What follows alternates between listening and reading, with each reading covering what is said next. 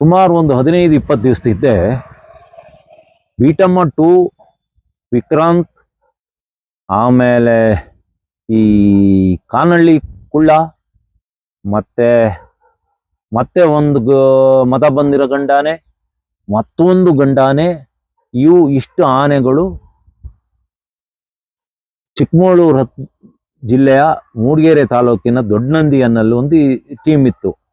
ಯಾವಾಗ ದೊಡ್ಡನಂದಿ ಕಡೆಯಿಂದ ಮೂಡಿಗೆರೆ ಕಡೆ ಫಾರೆಸ್ಟ್ನವರು ಪಟಾಕಿ ಹಾಕಿ ಓಡಿಸಿದಾಗ ಒಂದೇ ದಿವಸ 15 ಕಿಲೋಮೀಟರ್ ನಡೆದು ಚಿಕ್ಕಮಗಳೂರು ಜಿಲ್ಲೆಯ ಆಲ್ದೂರು ಭಾಗಕ್ಕೆ ಬಂದು, ಆಲ್ದೂರು ಹತ್ರ ಪುರಾ ಅನ್ನಲ್ಲಿಗೆ ಬಂದು ಸೇರ್ಕೊಂಡು, ನಾನು ಅವತ್ತೇ ಅಲ್ಲಿ ಹೋಗಿ ನೋಡಿ ಫೋಟೋ ಎಲ್ಲ ತಕೊಂಡ್ಬಂದೆ.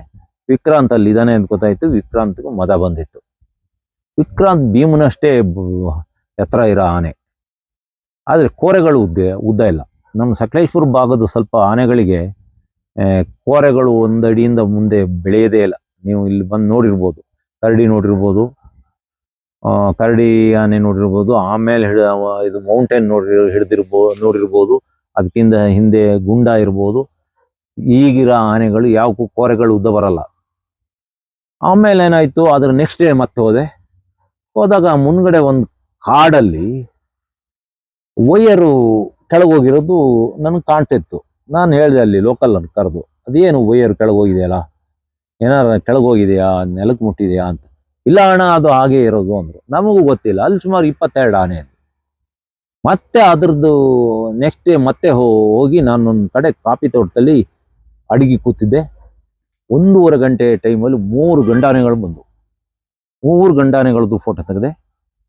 ಅದರಲ್ಲಿ ಒಂದು ದೊಡ್ಡ ಆನೆ ಇತ್ತು. ಇನ್ನೊಂದು ಆನೆ ಬಂದ ಕೂಡ ಅದು ಸ್ವಲ್ಪ ಗಲಿಬಿಲಿ ಆಗಿದ್ದೆ. ಆನೆಗಳು, ಅದರಲ್ಲೂ ಮದ ಬಂದ ಆನೆಗಳಿಗೆ ಮುಖ ಕೊಡಲ್ಲ. ಆ ಗಂಡಾನೆ ಸಡನ್ ತಿರುಗಿ ಹಿಂಭಾಗ ಕೊಟ್ಕೊಂಡು ನಿಲ್ತು. ನನ್ಗೆ ಆಶ್ಚರ್ಯ ಆಯ್ತು, ಯಾಕೆ ಚಿಕ್ಕ ಆನೆಗೆ ಈ ದೊಡ್ಡ ಆನೆ ಮುಖ ಕೊಟ್ಟು ನಿಲ್ಲಿಲ್ಲಲ್ಲ ಅಂತ. ಅಷ್ಟೊತ್ತಿಗೆ ಆ ಆನೆ ಫೋಟೋ ಬಂದು ನೀರು ಕುಡಿಯೋಕೆ ಶುರು ಮಾಡ್ತು. ಅಲ್ಲೊಂದು ಕೃಷಿ ಹೊಂಡದಲ್ಲಿ ಕಾಫಿ ತೋಟದೊಳಗೆ ನಾನು ಎತ್ತರದಲ್ಲಿದ್ದೆ, ಅದು ತಗ್ಗ ಜಾಗ. ಆಮೇಲೆ ನಾನು ಫೋಟೋ ತೆಗೆದು ಜೂಮ್ ಮಾಡಿ ನೋಡ್ತೀನಿ, ಆ ಆನೆಗೆ ಮತ ಬಂದಿತ್ತು. ಅದೊಂದು ಅಪರಿಚಿತ ಆನೆ, ಗುಡ್ಡ ಕೋರೆ, ಆದರೆ ತುಂಬ ದಪ್ಪ ಇತ್ತು. ಆಮೇಲೆ ನೀರು ಕುಡಿದು ಅದು ಹೋಯ್ತು. ಅದಾದ್ಮೇಲೆ ನಾವು ಹೋಗಿ ಬೆಳಿಗ್ಗೆ, ನೆಕ್ಸ್ಟ್ ಡೇ ಬೆಳಿಗ್ಗೆ ನಾನು ಹೋಗಿರಲಿಲ್ಲ. ನನಗೊಂದು ಫೋನ್ ಬಂತು, ಅಣ್ಣ ವಿಕ್ರಾಂತ್ ಆನೆ ಸತ್ತೋಯ್ತು, ಈಗ ಕರೆಂಟಿಗೆ ಸಿಕ್ತು ಅಂತ. ನಾನು ಗಡಿಬಿಡಿಯಲ್ಲಿ ಓಡೋದೆ. ನನ್ನ ಊರಿಂದ ಅಲ್ಲಿಗೆ ಒಂದು 40 ಕಿಲೋಮೀಟರ್ ಭಾರಿ ಸ್ಪೀಡಲ್ಲಿ ಹೋಗಿ ಭಾರಿ ಬೇಜಾರಾಯಿತು. ಹೋಗಿ ನೋಡ್ತೀನಿ, ನಾನು ಏನು ಫೋಟೋ ತೆಗೆದಿದ್ದೆ ಅಲ್ಲ, ಸತ್ತೋಯ್ತು ಅಂತ ಆಯಿತು. ಆದರೆ ನಾನು ಅಲ್ಲಿ ಹೋಗ್ಬೇಕಾದ್ರೆ ಇಡೀ ಆನೆ ಗುಂಪೆ ಬಂದು ಆ ಆನೆ ಕವರ್ ಮಾಡ್ಕೊಂಡು ನಿಂತ್ಬಿಟ್ಟು, ಒಬ್ಬನೂ ಹತ್ರಕ್ಕೆ ಹೋಗ್ಬಿಡ್ಲಿಲ್ಲ. ಬೀಳಿಡ್ತಾ ಇದ್ದು, ಮರ ಮುರಿತಾ ಇದ್ದು. ಅದು ಪ್ರತಿಕಾರ. ಅವಕ್ಕೆ ಗೊತ್ತು ಇದು ಯಾವುದೋ ಮನುಷ್ಯರಿಂದಲ್ಲ, ಏನೋ ಆಗಿರೋದು. ಕರೆಂಟ್ ವೈರ್ ಬೇರೆ ನೆಲದಲ್ಲೇ ಇತ್ತು. ನೆಲದಲ್ಲಿ ಅಂದ್ರೆ ಯಾವ ಮಟ್ಟಕ್ಕಿತ್ತು ಅಂದರೆ 5 ಅಡಿ ಎತ್ತರದಲ್ಲಿತ್ತು. ಒಬ್ಬ ಮನುಷ್ಯ ಹೋಗಿದ್ರು ಸತ್ತೋಗ್ತಿದ್ದ. ನಾನು ಹಿಂದಿನ ದಿವಸ ಹೇಳಿದ್ದೆ ಅಲ್ಲಿ ಕರೆಂಟ್ ವೈರು ಕೆಳಗೆ ಹೋಗಿದೆ ಅಂತ. ಇದು ಮೆಸ್ಕಾಂ KBRದು ಮಾಡಿರೋ ಅಚಾತುರ್ಯ, ನಿರ್ಲಕ್ಷ್ಯ. ಆಲ್ದೂರು ವಲಯದಲ್ಲಿ 6 ತಿಂಗಳಲ್ಲಿ ಇದು 3ನೇ ಆನೆ ಕರೆಂಟಿಗೆ ಸಾಯ್ತಾ ಇರೋದು. ಆಮೇಲೆ ನಮಗೆ ಹೋಗ್ಬಿಡ್ಲಿಲ್ಲ. ಆಮೇಲೆ ನೆಕ್ಸ್ಟ್ ಡೇ ಬೆಳಿಗ್ಗೆ ನಾವು ಹೋದಾಗ ಆನೆಗಳು ಅಲ್ಲಿಂದ ಜಾಗ ಖಾಲಿ ಮಾಡಿತ್ತು. ಎಲ್ಲ ಇಡೀ ಟೀಮೇ ಹೋಗಿತ್ತು.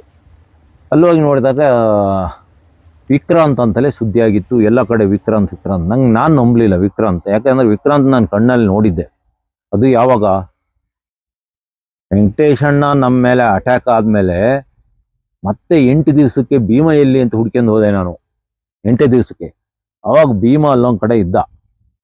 ನಾನು ಅಲ್ಲೊಂದು ರೋಡಲ್ಲಿ ನಿಂತಾಗ ಫಸ್ಟು ರೋಡ್ ಕ್ರಾಸ್ ಮಾಡೋಕ್ಕೆ ಇದೇ ವಿಕ್ರಾಂತ್ ಬಂದು ನನ್ನ ನೋಡ್ತಾ ನಿಂತು. ಅವನು ಒಂದು ಸ್ವಲ್ಪ ಹೆದರ್ತಾನೆ ಮನುಷ್ಯರಿಗೆ, ವಾಪಸ್ ಓಡಿಬಿಟ್ಟ. ಆಮೇಲೆ ಭೀಮ ಬಂದು ರೋಡಿಗೆ ನಿಂತ್ಕೊಂಡ, ನನ್ನನ್ನೇ ನೋಡಕ್ಕೆ ಶುರು ಮಾಡಿದ. ಅವತ್ತು ಸಾಮಾನ್ಯವಾಗಿ ಆನೆಗಳು ನೆನ್ಪಿಟ್ಕೊಳ್ಳೋದು ಜಾಸ್ತಿ. ನಂದು ಒಂದು ಕಪ್ಪು ಹ್ಯಾಟ್ ಹಾಕ್ತೀನಿ ನಾನು ಯಾವಾಗಲೂ. ನನ್ಗನ್ನಿಸ್ತು ಇದು ನನ್ನ ಕಪ್ಪು ಹ್ಯಾಟ್ನ ಏನೋ ನೋಡ್ತಾ ಏನೋ ಅಂತ. ನನ್ನ ಗಾಡಿನೂ ನಾನು ಒಬ್ಬ ಡ್ರೈವರನ್ನು ಕೂರಿಸಿ ಸ್ಟಾರ್ಟ್ ಮಾಡಿ ಡೋರ್ ತೆಗ್ಕೊಂಡು ನಿಲ್ಸ್ಕೊಂಡಿದ್ದೆ. ಎಲ್ಲಾರ ಅಟ್ಯಾಕ್ ಮಾಡಕ್ಕೆ ಬಂದರೆ ಓಡೋಗಿ ಅದ್ರೊಳಗೆ ಕೂತ್ಕೊಂಡು ಓಡೋದು ಅಂತ. ನನ್ನನ್ನೇ ದುರ್ಗಟ್ಕೊಂಡು ನೋಡಿದ. ನನ್ನೇ ದುರ್ಗುಟ್ಕೊಂಡು ನೋಡೋಕೆ ಶುರು ಮಾಡ್ತಾನೆ. ಆಮೇಲೆ ಸೀದಾ ಏನು ಮಾಡಲಿಲ್ಲ. ಭೀಮ ಅವನ ಪಾಡಿಗೆ ಹೋದ. ಆಮೇಲೆ ವಿಕ್ರಾಂತ್ ಬೇಗ ಪಾಸ್ ಆದ. ಆಮೇಲೆ ಇದು ವಿಕ್ರಾಂತ್ ಅಲ್ಲ ಅಂತ ಆಮೇಲೆ ವಿಕ್ರಾಂತನ ಫೋಟೋಗಳನ್ನ ಬೇರೆ ನಮ್ಮ ಹುಡುಗರುಗಳ ತರಿಸಿ ನೋಡಿದೆ. ವಿಕ್ರಾಂತ್ನೊಂದು ಕಿವಿಗಳು ಹಿಂಗೆ ಬಗ್ಗಿದ್ದು. ಆಮೇಲೆ ಏನಾಗ್ತದೆ, ಅದು ಆಮೇಲೆ ವಿಕ್ರಾಂತ್ ಅಲ್ಲ ಅಂತ ನಾನು ಅಲ್ಲಿ ಇವರಿಗೆ DFI ಎಲ್ಲ ನಾನು ಕರೆದು ಕೇಳಿರು, ಇದು ಯಾವ್ದು ಆನೆ ಏನು ಅಂತ. ಇದು ಒಂದು ಅಪರಿಚಿತ ಆನೆ. 3 ಆನೆಗಳು ಎಲ್ಲಿಂದಲೋ ಬಂದಿದ್ದು. ಅದರಲ್ಲೂ ಅವು ತಪ್ಪಿಸ್ಕೊಂಡು ಅವು ಮೂಡಿಗೆರೆ ತಾಲೂಕು ಅಲ್ಲ, ಸಕಲೇಶ್ಪುರ ತಾಲೂಕಿಂದು ಅಲ್ಲ, ಅದರಲ್ಲಿ ಒಂದು ನಮ್ಮ ಊರಿಗೆ ಬಂದು ಅಲ್ಲಿಂದ ಮತ್ತೆ ಬೀಟಮ್ಮ ಟೀಮಿಗೆ ಸೇರ್ಕೊಂತು. ಇನ್ನೊಂದು ಆನೆ ಮತ್ತೆ ನಮ್ಮೂರಿಗೆ ಬಂದು ಅದು ಬಾಳುಪೇಟೆ ಹತ್ರ ಕರೆಂಟಿಗೆ ಸತ್ತೋಯ್ತು.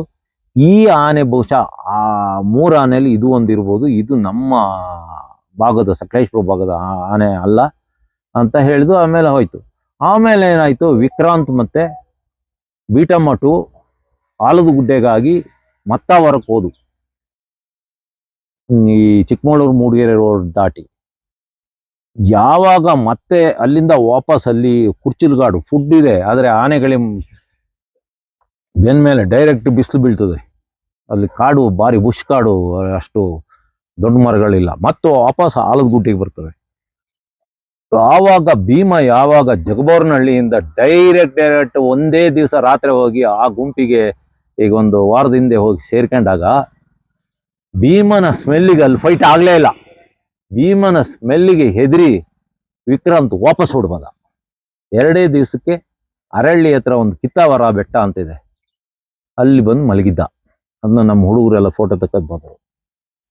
ಹಾಗಾಗಿ ವಿಕ್ರಾಂತ್ ಬದುಕಿದೆ. ವಿಕ್ರಾಂತ್ ಒಬ್ಬ ದೊಡ್ಡ ಆನೆ. ಅವನು ಈಗ ಒಬ್ಬನೇ ಒಂಟಿಯಾಗಿ, ಅವನು ಭಗ್ನ ಪ್ರೇಮಿಯಾಗೇನೆ ಭೀಮನಿಂದ. ಈ ಕ್ಯಾಪ್ಟನ್ ಭಗ್ನ ಪ್ರೇಮಿಯಾಗೇನೆ. ಅವ್ರಿಗೆ ಯಾರಿಗೂ ಈಗ ಎಲ್ಲ ಅವ್ರ ಕಡೆ ಹುಡುಗಿಯರನ್ನೆಲ್ಲ ಭೀಮನೇ ಹಾಸಿಗೆ ಹೋಗಿಬಿಟ್ಟಾನೆ. ಭೀಮ ಸಂತೃಪ್ತಿಯಿಂದ ಇದ್ದಾನೆ. ವಿಕ್ರಾಂತ್ ಮತ್ತೆ ಮದ ಬಂದಿದೆ, ಕ್ಯಾಪ್ಟನಿಗೆ ಮದ ಬಂದಿದೆ. ಇವರಿಬ್ಬರಿಗೂ ಯಾವುದೇ ಹುಡುಗಿಯರಿಲ್ದಲೇ ಬೇಜಾರದಲ್ಲಿ ಅಲ್ದಾಡ್ತಾ ಇದ್ದಾರೆ. ಇಷ್ಟು ಕತೆ ಸಕಲೇಶ್ಪುರದ ಆನೆಗಳದ್ದು.